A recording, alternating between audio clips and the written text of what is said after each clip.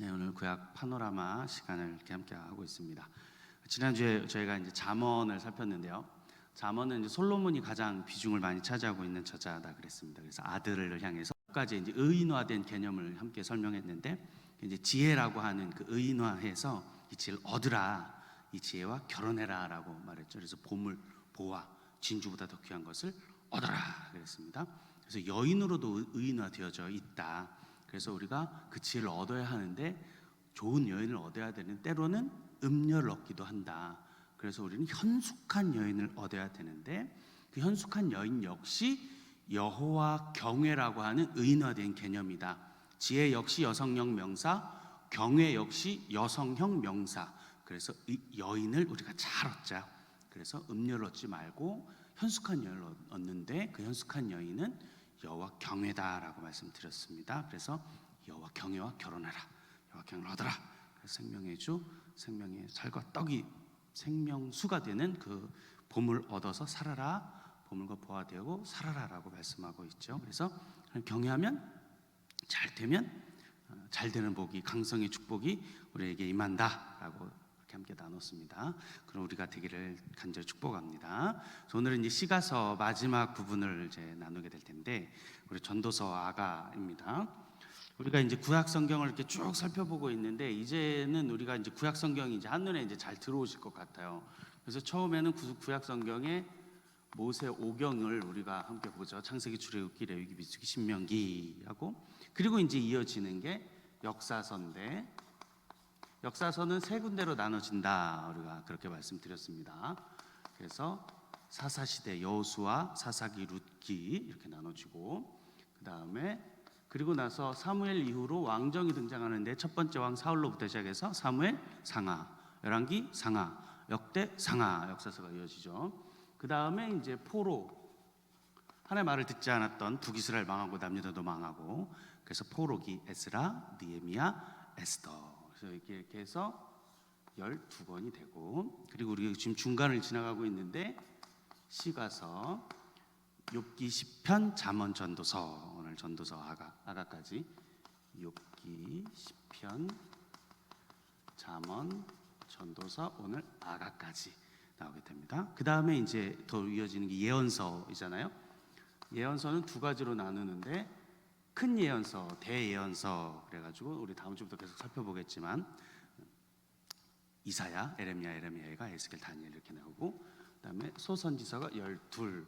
그래서 우리가 총 39권을 구약 파노라마로 함께 쭉 보고 있습니다. 이제 한눈에 이렇게 싹 그려진다면 우리 성공한 거죠. 그래서 성경이 한눈에 이렇게 파노라마처럼 보여지면 우리 큰 숲을 보는 거니까, 깊고 또 자세한 숲은 말씀을 통해서 듣고, 담임 목사님 설교를 통해서 듣고, 말씀 묵상음을 듣고 계속 그렇게 해나가는, 그래서 크고 좁게 계속 하나님의 말씀을 배워나가는 시간이 됐으면 좋겠습니다.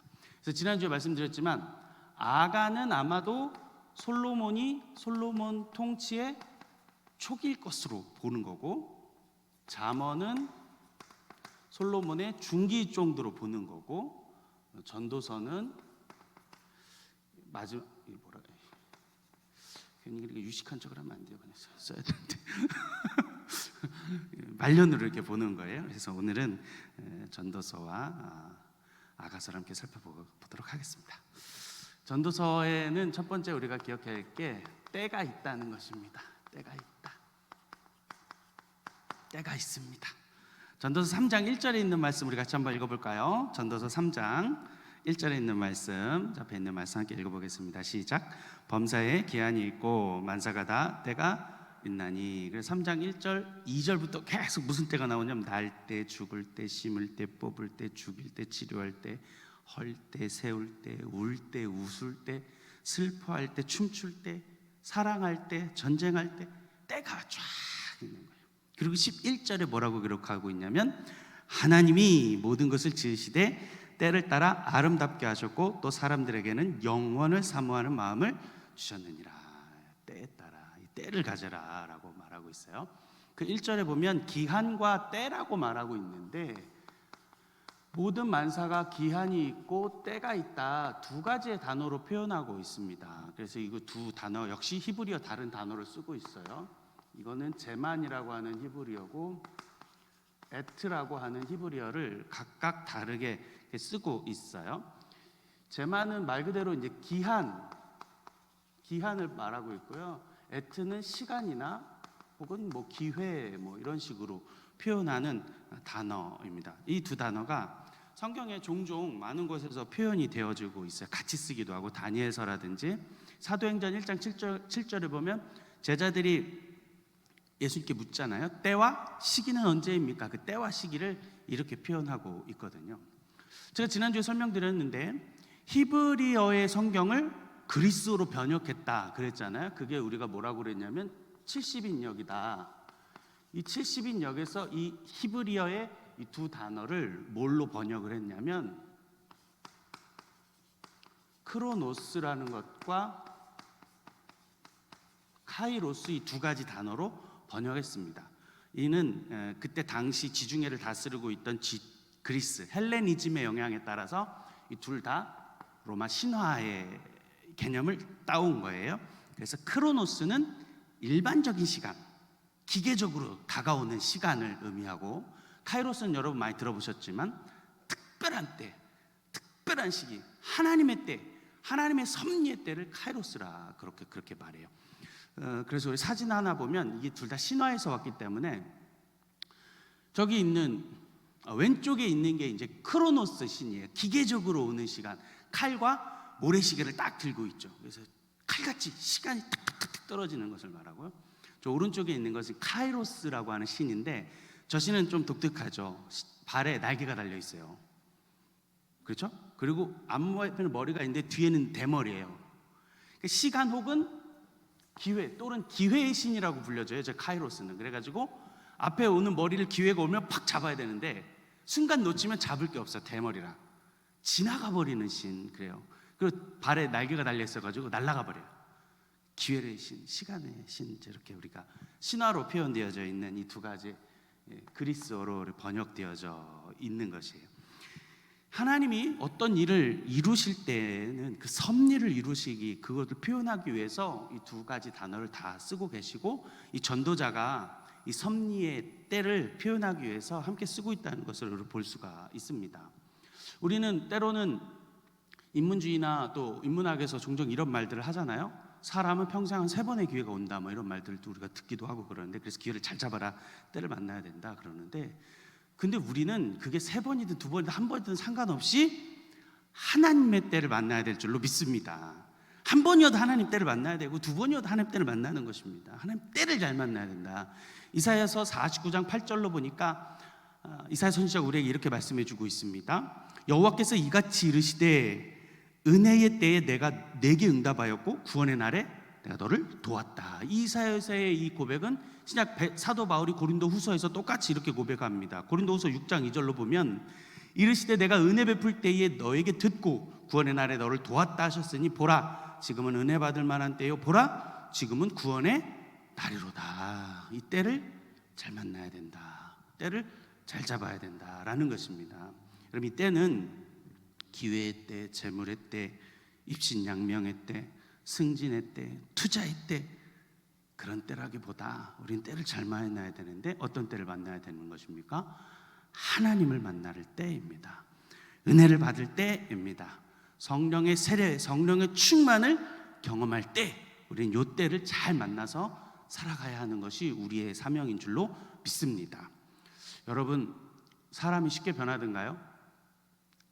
사람이 어떻게 변하니? 뭐 이런 광고도 있었는데 여러분, 사랑도 변하고 여러분, 사람이 이렇게 쉽게 변하던가요?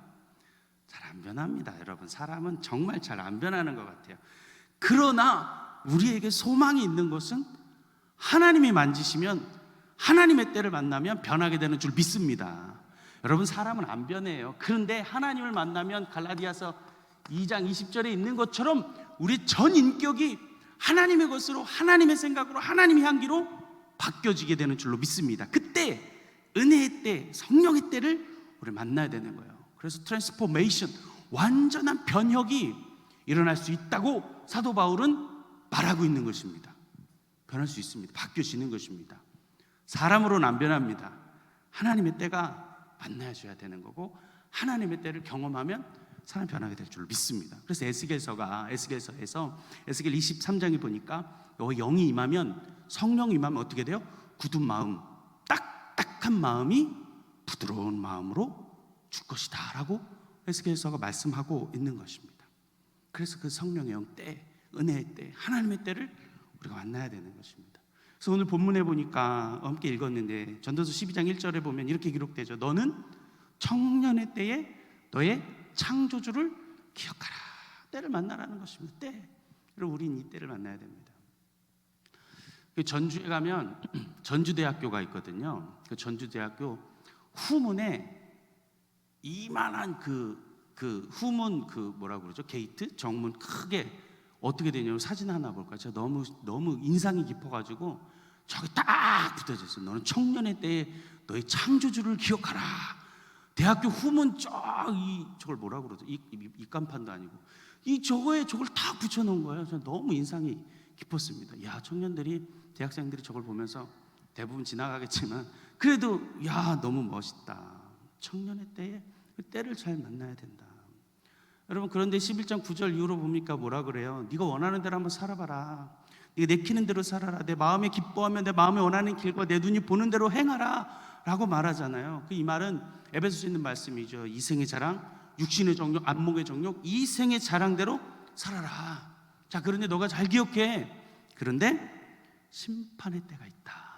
심판의 때가 있다. 심판할 줄 알라 라고 우리가 전도서를 통해서 우리에게 듣게 되는 줄로 믿습니다. 우리는 그 때를 잘 만나야 합니다. 그래서 은혜의 때를 만나고 성령의 때를 만나고 성령의 충만으로 살아가는 이 자리에 있는 우리 모두가 되길 바라고, 이 때를 만나게 되는 여러분의 사랑하는 남편과 아내와 혹은 자녀들과 여러분 친척과 형제 자매들이 이 때를 만나서 예수를 믿고 구원받게 되어지기를 간절히 축복합니다. 그런 사람을 살기 위해서 기도하고 또 기도하는 것입니다. 하나님 바꿔줄 수 있으니까. 그래서 우리는 때를 잘 만나야 될 줄로 믿습니다. 두 번째, 우리 전도서에서 좀 살펴볼 것이 있는데, 틈이라고 하는 말입니다. 또 비슷한 말일 수도 있는데, 이 틈, 여러분 사도행전 24장에 가면 이 틈이라고 하는 단어가 나오는데, 사도행전 24장 25절에 있는 말씀인데요, 우리 같이 한번 읽어보겠습니다. 함께 읽습니다. 바울이 의와 절제와 장차 오는 심판을 강론하니 벨릭스가 두려워하여 대답하이르되 지금은 가라. 내가 틈이 있으면 너를 부르리라 하고. 감옥에 갇혀 있을 때거든요. 사도 바울이 가이사랴 빌립보의 유대의 총독 벨릭스에게 감옥에 갇혀 있을 때에 이 벨릭스와 시간을 많이 보내게 됐어요. 왜 많이 보낼 수 있었냐면 이 벨릭스의 아내가 유대 여자였는데 드로실라라고 하는 이름의 여인이었어요. 이 여인이 하나님 찾는 사람이었던 것 같아요. 그래서 바울과 계속해서 바울의 말씀을 듣는 거예요. 찾아가서 강론을 또 듣고 또 듣는 거예요. 남편을 붙들고 데리고 간 거겠죠. 자꾸 들었어요. 그때 이제 이 사도행전 24장에서 바울이 뭐라고 말하냐면 의와 절제와 심판에 대해서 강론하니 그랬거든요. 이 말씀은 요한복음 16장에 있는 성령에 대한 말씀이거든요. 성령이 오시면 죄에 대하여, 의에 대하여, 심판에 대하여 너희에게 이르리라 알려주라고 한 이 말씀을 강론하기를 시작했던 거예요. 그러니까 이 때를 위해서 강론했죠. 그랬더니 벨릭스가 하는 말이 뭐냐면 결정적인 때에 뭐라고 말하는 거예요? 내가 틈이 있으면. 여러분, 이 틈이라고 하는 이 단어 역시 카이로스로 번역되어져 있습니다. 하나님의 때를 만났어야 됐습니다. 여러분, 이 전도서의 저자 이 솔로몬도 이 틈이 있었을까요? 없었을까요? 여러분, 이 솔로몬이 말년에 뉘우쳤을까요? 뉘우치지 않았을까요? 솔로몬을 말년에 하나님 버렸는데 하나님 다시 왔을까요? 돌아왔을까요? 안 돌아왔을까요? 하나님은 이 솔로몬에게 기회를 주셨습니다. 우리 말씀 찾아볼까요? 열왕기상 11장 9절에 있는 말씀을 함께 보겠습니다. 열왕기상 11장 9절에 있는 말씀을 함께 읽어볼까요? 함께 시작. 솔로몬이 마음을 돌려 이스라엘 하나님 여호와를 떠나므로 여호와께서 그에게 진노하시니라. 여호와께서 일찍이 2번이나 그에게 나타나시고. 아멘. 나타나셨습니다. 사실 2번이 아니라 더 나타나셨을 수도 있다, 저는 생각합니다. 이 2번은 어디로 관주로 연결되어져 있냐면 솔로몬이 1000번째를 드릴 때, 하나는 솔로몬이 왕궁과 성전 봉을 다 하고 나서 하나님 한 번 더 솔로몬에게 나타나신, 그러니까 한 20년 지나고 나타나신 거죠. 성전을 7년 짓고 7년 동안 성전 짓고 자기 왕궁을 13년 졌으니까 한 20년 후에 또 한 번 나타나신 거예요. 하나님께 계속 나타났습니다. 그렇게 걸어가라. 다윗이 걸어간 길, 너희 아버지가 걸어간 길, 규례와 명령과 율례와 법도를 잘 지키면, 순종하면 내가 어떻게 하겠다? 너희 왕위를, 너희 후손을 영원하게 하겠다. 영원하게 주겠다. 그딴 짓 하지 말고 순종해라. 견고하게 하리라. 그 다윗의 언약을 기억하게 하면서 나타냈는데 솔로몬이 그렇게 하지 못한 것 같습니다. 여러분, 솔로몬이 신명기 17장에 보면 왕이 하지 말아야 할 것 3가지 우리가 신명기 다룰 때 했잖아요. 첫 번째, 뭐 하지 말아라?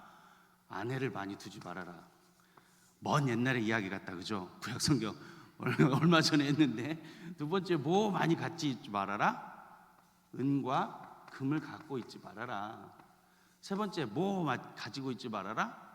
병거를 많이 만들지 말아라. 근데 솔로몬은 이 3개를 다 있다 그랬답니다. 다 있다. 아내를 1000명이나 데리고 있었고, 은과 금이 뭐라 그랬어요? 666달란트를 가지고 있었고, 병거의 성을 막 짓기 시작하는데 너무 시달린 거예요, 사실 여러분. 그래서 솔로몬 아들이 누구예요? 르호보암이라는 아들이잖아요. 여러분, 이 병거성을 하도 많이 지으니까 백성들이 노역을 당하는 거 아닙니까? 끌려와서. 그러니까 르호보암 때 반역을 일으키잖아요. 제발 좀 조금만 하게 해주세요 라고 회의를 하잖아요. 근데 이제 르호보암이 잘못된 선택을 하게 되면서 내 아버지의 허리가 새끼손가락으로 더 굵다 그러면서 나는 정갈직직으로 너를 징치하리라, 이렇게 나라가 나눠지게 되는 거잖아요. 하나님의 섭리가 물론 있었지만 나눠지게 되는 거예요. 솔로몬이 이 3개를 다 하지 말라는 걸 다 열심히 했다는 거예요. 오늘 전도서를 통해서 이 벨릭스가 연관되어지는 것 같아요. 벨릭스가 바울에게 성령이 오실 때의 죄와 의와 심판에 대해서 강론의 말씀 들을 때 이 말과 저는 이 솔로몬의 이 전도서를 그리고 있는 솔로몬의 삶과 되게 오버랩이 된다고 저는 그렇게 생각합니다. 여러분, 틈이 있으면 내가 나아갈게, 틈이 있으면 만날게, 틈이 있으면 내가 또 올게, 틈이 있으면 교회에 올게, 틈이 있으면 내가 잘 풀리면 교회에 다시 나올게, 내가 잘 풀리면 할게, 승진하면 올게, 시험 끝나면 내가 교회를 다닐게. 여러분, 이런 말들 너무나도 많이 듣는 말씀이시죠? 여러분 잘 아시는 대로 명령 잘 못 돌아오는 경우가 많다라는 것입니다. 여러분, 그 틈을 얻어야 합니다. 여러분, 이 틈은 구원의 틈인 줄로 압니다. 이 구원을 얻은 이 틈을 얻었어야 했습니다. 얻었어야 했어. 벨릭스는 우리가 아시는 대로 뇌물을 받고자 하여 바울에게 자꾸 갔지만 저 틈으로 못 받았죠. 이 틈이 멀어졌다는 거예요. 여러분, 솔로몬 역시 하나님의 은혜를 경험했죠. 아버지 다윗에게 엄청난 많은 영적인 유산, 육적, 물질적인 유산도 다 받았습니다. 그래서 하나님께 영광을 돌리고 구원의 때를 얻었어야 했는데 틈이 생겨버렸다. 틈이 생겨버렸다라는 것입니다. 열왕기상 11장 10절에서 11절에 있는 말씀이 솔로몬에 대한 하나님의 말씀인데, 열왕기상 11장 10절 11절에 있는 말씀 우리 같이 한번 읽어볼까요? 함께 읽습니다.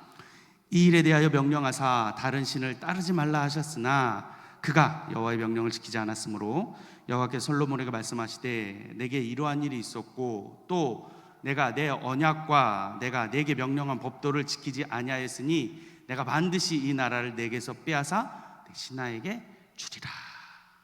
아멘. 솔로몬이 이 틈이 생겨버리고 마른 것입니다. 그래서 이 나라가 나누고 빼앗기고 그렇게 되었던 것이죠. 말년에 하나님의 그 틈을, 구원의 틈을 놓치고 말았다라는 것입니다. 저도 목회를 하면서 장례식에 많이 다녀봤습니다. 그리고 임시 담임 목사를 해보면서 장례식도 집례를 해보고 경험을 많이 쌓았어요. 감사한 일이죠.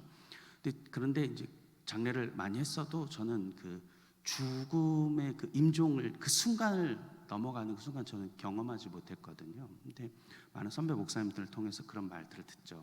마지막 때 되면 어떻게 되는 사람들이 있는가. 정말 그 눈동자가 두려움에 떨면서 마지막에 눈을 감으시는 분들도 있고, 참 평안한 가운데서 그 마지막을 보내시는 분도 있다, 그런 성도도 있다라고 하시는 것을 제가 종종 들었습니다. 여러분, 한동안 한국 교회와 또 그리고 영화로도 제작됐던 그 이관희라고 하는 집사님이 있었습니다. 교회 오빠, 이관희 집사님, 이 책과 국민일보 또 여러 가지 많은 이렇게 매체를 통해서 알려졌는데 들어보셨나요? 이분이 대장암 4기를 받고 끝내 이제 그 고통 가운데 있다가 하나님을 잘 믿고 가신 분인데, 여러분 이 사람의 이 책을 읽어보면 이렇게 기록되어 있어요. 그분이 대장암 4기여가지고 몰핀을 맞지 않으면 견딜 수 없는 고통이었거든요. 근데 이분의 고백이 그래요. 나는 말짱한 정신으로 하나님의 말씀을 보고 싶고 듣고 싶고 설교를 듣고 싶어서 몰핀을 받지 않겠다. 맞으면 몽롱해진 상태에서 왔다 갔다 하기 때문에 나는 맞지 않고 하나님의 말씀을 몽롱한 상태가 아니라 또렷한 상태로 내가 아파 죽을지라도 하나님의 말씀 보겠다 듣겠다. 제가 책을 보면서 눈물을 펑펑 쏟았던 첫 번째 책이었어요. 정말 감동스럽죠. 이런 죽음, 이런 마지막이 기억이 납니다. 제가 방글라데시에 있을 때 방글라데시 선교사님 한 분 가운데 감기인 줄 알았다가 아파가지고 한국 가셨다 그대로 폐렴으로 돌아가신 분이 계세요. 화장해서 다시 방글라데시 한인 선교회 장으로 장례를 딱 치러드렸는데, 전 이분의 죽음에 대한 예언을 듣고 참 많은 생각을 하게 되고 깨우침을 받았다는 거예요. 병상에 누워 있다가 잠깐 정신이 들어왔을 때 두 손을 들고 할렐루야 하고 이렇게 임종을 하셨다는 거예요. 와, 그 얘기를 제가 듣는데, 물론 장례식 때도 펑펑 울었지만 이런 죽음이면 참 좋겠다. 이런 마지막이면 정말 좋겠다. 이렇게 죽고 싶다라는 소망이 생기게 됩니다.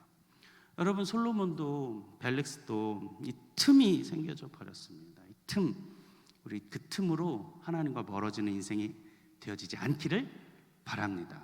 때를 찾아야 하고 하나님의 때를 만나고 사모하고 소망해야 사는 것입니다. 오늘 이 전도서를 통해서 우리가 깨달을 수 있는 것은 때를 만나야 한다. 구원의 틈에 멀어지지 아니하고 꽉 붙잡아서 하나님과 살아야 되는 우리 모두가 되기를 주의 이름으로 축복합니다. 그리고 오늘 이제 세 번째는 아가서인데, 아가서는 하나님의 사랑을 말하는 책입니다. 솔로몬과 술람미라고 하는 솔로몬과 술람미 여인, 아마 흑인일 것으로 상상도 되고 해석이 되는 여인인데 사랑의 이야기입니다. 그래서 너무 정열적인 남녀 간의 사랑의 이야기이기 때문에 제가 말씀드렸지만 구약 39권 정경 AD 90년에 정경으로 승선할 때에 논란이 있었다라고 제가 한번 말씀드렸던 것 같아요. 왜냐하면 너무 정열적인 사랑 이야기 같으니까 이게 좀 그렇겠다라고 했는데, 그런데 유대교 랍비의 아키바라고 하는 사람이 이 아가서를 눈찬할 때 성문서 중에서 가장 거룩한 책이다, 극찬할 정도였습니다. 여러분, 이 아가서는 우리에게 되게 많은 유익과 교훈을 주고 있습니다. 물론 우리는 이거 남녀간의 사랑으로도 볼 수 있습니다. 에로스 같은 사랑을 말하고 있을 수 있는 것이죠. 두 번째는 이것이 무엇을 말하고 있냐면 하나님과 이스라엘의 관계입니다. 마치 의인화처럼 하나님과 그 이스라엘 민족 선민을 향한 사랑의 이야기를 하고 있다라는 것입니다. 그다음에 이 아가서를 통해서 우리가 무엇을 봐야 하느냐? 예수님, 신랑 되시는 우리 예수님과의 사랑으로 우리는 이것을 받아들일 수 있다라는 것입니다. 네 번째는 또한 하나님과 우리 성도, 하나님과 이 교회에 대한 사랑의 이야기로 우리가 이해할 수 있다. 여인이 떠났다가 다시 찾아오고 우리의 인생이 굴곡이 있는 인생처럼 하나님을 떠났다가 다시 찾아야 하는 그 사랑의 이야기로 우리는 이 아가서를 이해할 수 있습니다. 여러분, 종종 구약에서 하나님의 사랑, 나에 대한 그 관계를 이야기할 때 뭘 말씀하시냐면 이 남녀 관계를 통해서도 많이 묘사하고 있기 때문입니다. 뭐라고요? 음행하다 또는 음란히 행하다라고 하는 남녀의 관계를 통해서 하나님과 이스라엘, 하나님과 이게 유대인들, 하나님과 그 하나님의 백성들을 향한 마음들을 많이 표현하고 있기 때문입니다. 여러분, 에스겔서에 보면 두 자매를 통해서 이 관계를 설명하고 있죠. 오홀라와 오홀리바.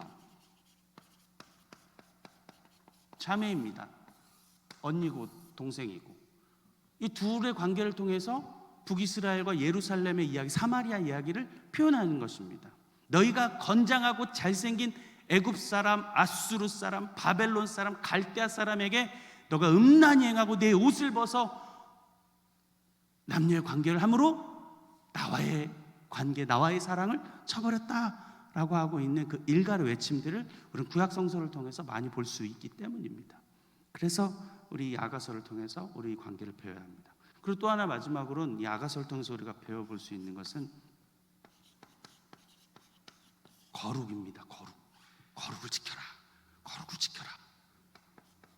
순결을 지켜라. 우리 아가서를 통해서 이거 말씀하고 있어요. 여러분, 지난주에 잠언을 통해서 의인화된 개념을 설명하면서 의인화되어진 것의 여인의 이미지가 뭘로 의인화되어져 있냐, 어떤 이미지로 형상화되어 있냐 말씀드렸는데, 그게 뭐냐면 물, 우물, 샘으로 표현된다고 말씀드렸잖아요. 아가서에도 똑같이 같은 표현이 있습니다. 아가서 4장 12절에 있는 말씀을 같이 한번 볼까요?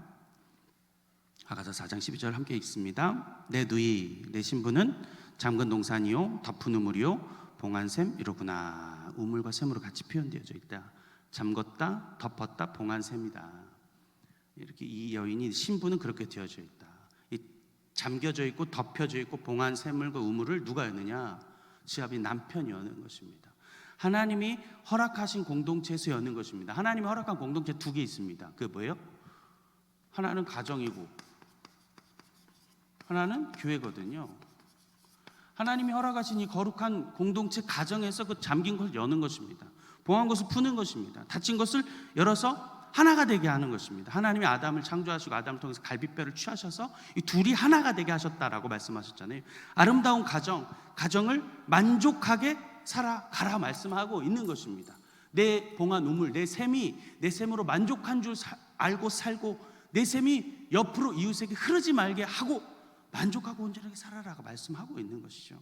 그래서 온전하게 이 가정을 잘 지켜서 살아라 라고 아가서는 우리에게 또 다른 교훈, 거룩, 순결을 지켜라라고 말씀하고 있는 거예요. 저는 한 번 만나가지고 한 번 결혼했습니다. 박수영 사모님이 저를 구원해 줬어요. 모태솔로로 살다가 구원받았죠. 청년 때 참 재밌는 청년들, 저는 청년 동기들을 같이 살고 살았는데 80년생 동기들이 이렇게 많이 있었거든요. 참 그때는 왜 그랬는지 모르겠는데 되게 거룩했던 것 같아요. 모이면 만나서 기도하고 모이면 기도하고 모이면서 막 토론하고 막 그랬어요. 참 신기한 애들이었어요. 그때 막 토론한 게 뭐 지금도 기억나는 게, 우리가 이성에 대해서 우리 토론해보자 그랬던 거 기억이 나요. 이성 교제를 어떻게 해야 되냐 토론을 막 했어요. 그럼 애들이 막 토론하잖아요. 제가 되게 보수적이고 모태솔로였었잖아요. 그러니까 더 그랬던 거예요. 이성 교제는 결혼을 전제해야 된다 막 이제 막 부르짖었던 거예요. 아니라고도 막 하고 그랬던 기억이 납니다. 이제 근데 그때 그 친구들이 너무나도 신기한 게 그 80년생 그 친구들 가운데서 4가정이나 나와가지고 지금도 잘 온 전국 곳곳에서 잘 살아가고 있어요. 전 그렇게 살았습니다. 청년 사역할 때도 청년들에게 사귀지 마, 헤어져 뭐 이렇게 했거든요. 헤어지라고, 이것들이 말이야 이러면서 헤어지라고 그러고. 예전에 CCC 뭐 예수전도단 여러분 다녀서 아시겠지만 대학교 4학년부터 사귈 수 있거든요. 저는 그걸 동의했고 그렇게 가르쳤습니다. 제가 좀 보수예요. 그래서 그렇게 사귀지 마, 이어져. 이것들이 어디서 사귀려고 그래? 군대 갔다 오고 나서 사귀든지 말든지 이렇게. 우리가 거룩한 예전에 한 90년대 초반에 뭐 크리스찬 데이트, 예스 데이팅 막 이런 거 많이 있었어요. 어떻게 교제해야 될 거냐. 저는 하나님이 주신 매력으로 남자와 여자가 만날 수 있다 생각해요. 개념은 다르겠지만 썸을 탈 수 있어요. 만나서 이야기하고 차를 마시고 할 수 있습니다. 하지만 전제는 결혼이 되어져야 한다라고 저는 생각하고 앞으로도 그렇게 가르칠 거고, 이것이 성경에서 말하는 것이라고 저는 생각하는 것입니다. 여러분, 그런데 아시는 대로 이 대한민국은 마약 공화국이 되었을 뿐만 아니고 여러분 음란 공화국입니다. 여러분 몰카 공화국이 됐습니다. 엠번방 사건을 봐도 지금 그렇습니다. 여러분, 제가 요즘에 참 씁쓸한 경험을 하나 했는데, 요즘은 뭐 유튜브 세대이잖아요. SNS 세대인데 유튜브에 공공연하게 요즘 코미디언들이 할 데가 없어가지고 유튜브로 많이 진출했어요. 재밌는 걸 많이 만들어냅니다. 그런데 공공연하게 이 어떤 한 채널에서, 코미디 채널에서 부부가 맞바람을 피는 게 아주 코믹하게 그려가지고 그 하나의 그 컨텐츠가 핫 이슈가 되어지는 그 채널을 보면서, 컨텐츠를 보면서 조회수가 막 몇십만을 넘어가고 있는 그것을 보면서 저는 이것이 지금 우리나라 대한민국의 영적 순결 음란에 관한 지표가 되고 있다라고 저는 씁쓸한 마음으로 보게 됐습니다. 여러분, 우리 교회는 안 그럴 거라고 생각하십니까? 아니 그렇지 않습니다. IBP 출판사에서 청년 트렌드 리포트라고 하는 한 책이 나왔습니다. 2017년에 한국 복음화 협의회, 각 한국에 있는 선교단체가 다 조직체가 모여가지고 청년들을 향해서 설문조사하고 통계자료를 냈어요. 약 1,300여 명의 표본을 가지고 그 중에 기독교인 약 300명. 그래서 이게 다 기독교인을 말하는 거라고 볼 수는 없지만 이 땅에 살아가고 있는 청년들에 대한 생각을 알 수가 있게 됐습니다. 결혼 전 성관계를 찬성하냐? 80%가 찬성하고 있습니다. 청년들이. 기독교인은 70% 찬성이죠. 성관계 경험이 있냐? 41%가 있습니다. 이게 비기독교인, 기독교인 수치는 똑같습니다. 혼전 동거를 찬성하냐? 67%가 찬성하고 있습니다. 여러분, 이게 2015년에는 이게 반대였답니다. 30%만 찬성했었대요. 2017년에 올라간 거예요. 찬성하는 게 67%로. 여러분, 이게 2017년 자료니까 2022년이 됐잖아요. 쫙 올라갔을 거라고 저는 생각합니다. 여러분, 이 교회가, 우리 이 땅이, 하나님의 백성들이 우리 야가서를 보면서 깨달아야 하는 것이 있는 것입니다. 봉안샘, 장근샘, 덮은 눈물. 하나님은 이 야가서를 통해서 우리가 깨달아야 하는 것은 가정을 지키라고 말씀하는 것입니다. 여러분, 마귀가 교회를 많이 공격해서 깨려고 했지만 터툴리안의 고백처럼 순교의 피를 먹고 우리 교회가 컸고 자랐고 지금까지 21세기, 20세기 하나님의 교회가 하나님의 일을 감당하죠. 두 번째로 저는 이걸 노리고 있다고 생각합니다. 여러분, 차별금지법, 동성애 왜 이렇게 전 세계적으로 많이 일어나겠습니까? 여러분, 요거를 깨려고 하는 것입니다. 가정을 깨려는 거예요. 권위를 깨려는 거예요. 다 깨는 겁니다. 다 무너지는 겁니다. 여러분, 인권이 무너졌죠. 그 다음에 교권이 무너졌죠. 아시죠? 교권 무너졌습니다. 여러분, 근데 2019년 정확하게 기억 안 나는 신문기사에 2020년인가 그럴 거예요. 1월인가 3월인가 부모가 아이를 체벌할 수 없습니다. 우리나라는 그런 국가가 됐어요. 여러분, 그 기사가 나왔어요. 민법이 개정됐습니다.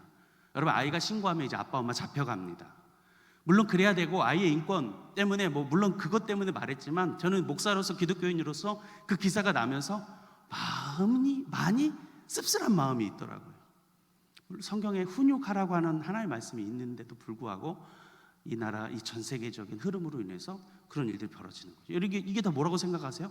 가정이 무너지는 것입니다. 교권이 무너졌고 인권도 무너지고 가정의 권위도 이제 무너져 가고 있다라고 하는 것입니다. 그럼 마귀가 이 가정을 깨려고 하는 것이고 거룩함을 깨려고 하는 것입니다. 그래서 오늘 우리는 아가서를 보면서 온고지순하니 하나님의 사랑, 하나님의 관계, 남녀 간의 관계로 표현되어져 있지만 이 하나님의 관계, 하나님의 사랑을 회복해야 합니다. 거룩을 회복해야 합니다. 순교를 회복하고 하나님 앞으로 돌아와야 하는 것입니다. 여러분, 세대는 이렇더라도 하나님, 이 지금 우리 젊은 세대들이 이렇게 살지라도 회개하는 운동이 일어나야 되는 것입니다. 잘못해서 돌아오는 운동이 일어나야 되는 거예요. 그런데 그런 운동이 일어나지 않는다는 말입니다. 거룩한 공동체가 막 일어나지 않는다라는 것입니다. 돌아가서 뉘우치고 다시금 아가서를 보면서 회복하는, 순교를 회복하고 거룩을 회복하는 우리 모두가 됐으면 좋겠습니다. 말씀 정리하겠습니다. 오늘 전도서와 아가를 잠깐 살폈는데 우리 전도서로서 우리는 때를 기억하게 해야 하는 것입니다. 하나님의 때, 안 그러면 틈이 생기는 것입니다. 하나님 만나주신 때, 은혜의 때, 성령의 때, 그 때를 만나서 변화받고 구원받아 합당한 자로 살아가야 하는 줄로 믿습니다. 우리는 육신의 정욕, 안목의 정욕, 이생의 자랑으로 마음먹은 대로, 내키는 대로, 생각대로, 하고 싶은 대로 할 수 있습니다. 근데 전도서를 통해서 분명히 말씀하시는 것이죠. 반드시 기억해라. 심판할 때가 있다. 내가 너를 심판하라 말씀하는 것입니다. 우리 때를 우리 잘 기억하고 살아가는 우리 됐으면 좋겠습니다. 아가서는 솔로몬과 술람미 여인의 사랑 이야기입니다. 이를 통해서 우리는 교회와 하나님의 관계, 신랑 되시는 예수님과의 우리 사랑의 관계, 이스라엘과 하나님과의 관계, 또한 우리 가정을 지키려고 하는 우리 거룩과 순결한 관계로 있다는 것을 우리 기억하고, 이 땅에 지금 이 세계가 음란하고 악독한 세계를 살아가지만 우리 교회가 거룩하게 되어지고 순결한 되어지는 일에 우리가 사용되고 쓰임 받을 수 있도록, 우리가 우리 주님의 거룩한 의로운 신부가 되어질 수 있도록 우리 아가서를 볼 때마다 그렇게 기도하고 영적인 순결을 뿐만 아니라 육적인 순결을 지켜나가는 우리 교회, 우리 성도, 우리 모든 우리 젊은 세대가 되어지기를 우리 특별히 많이 기도해 주시는 옥동중앙교회 성도들 다 되기를 주의 이름으로 축복합니다. 기도하겠습니다.